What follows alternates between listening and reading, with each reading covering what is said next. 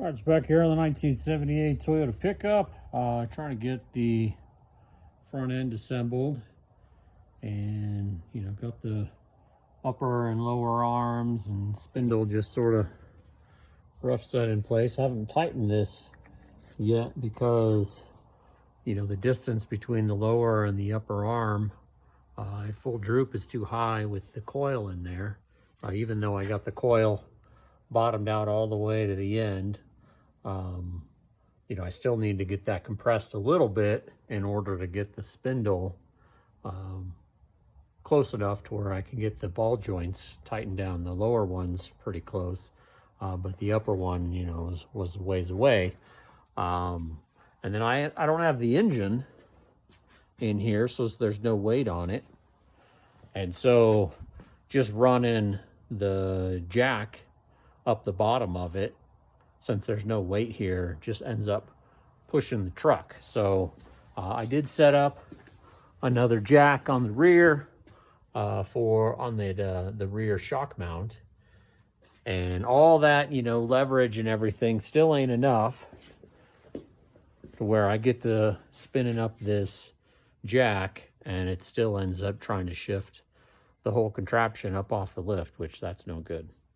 But not too terrible of a problem. So just hooked the frame into the jack, and then now as it tries to push up the frame pulls on the jack. And so since I'm a dorky scientist, physics here is you got equal and opposite movements, and so as the frame tries to pull, it's gonna yank up on the jack there, and it can't go anywhere. And so now I can get this spinning, and see I'm moving the arm to where I can get things parallel, and you can see I'm still touching on my jack point. It's not moving anywhere. Certainly, you wouldn't want to use some like cheapy little Harbor Freight straps for something like this.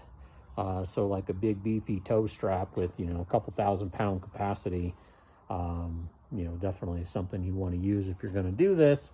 But, if you can't get any weight inside the vehicle with the engine or whatever else, just run a strap there, and this works just fine. You don't want to end up hooking like super far away either, so you wouldn't want, if you hook it here, to like hook it like on the front part, because as it pulls, you're going to get a little bit of angle on it as well. So this is going to try to pull it away a little bit, but because it's mostly vertical, it's fine. If you were to hook up like back here to like this point and have like a steep angle away, it'll end up wanting to take the bottom of that jack and kick it out flat, and you're going to have a problem. But if you just pull mostly straight, it doesn't need to be perfectly straight, it's fine.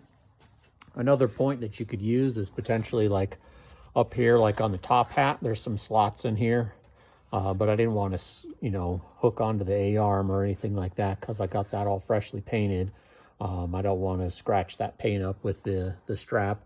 You could run the strap all the way up with a fabric here, and if the fabric is on this and then you ran the hooks both down to the bottom, then you wouldn't have to worry about scratching it. So, but you do want to, hook it up onto something that tries to move on you. So like, hooking it on the frame, the top hat, something like that's going to work real good. So yeah, nice little trick in order to get some compression on this in order to tighten all that stuff down. So I'll get it all tightened down and set some crappy backwoods alignment on this, but yep, working pretty good.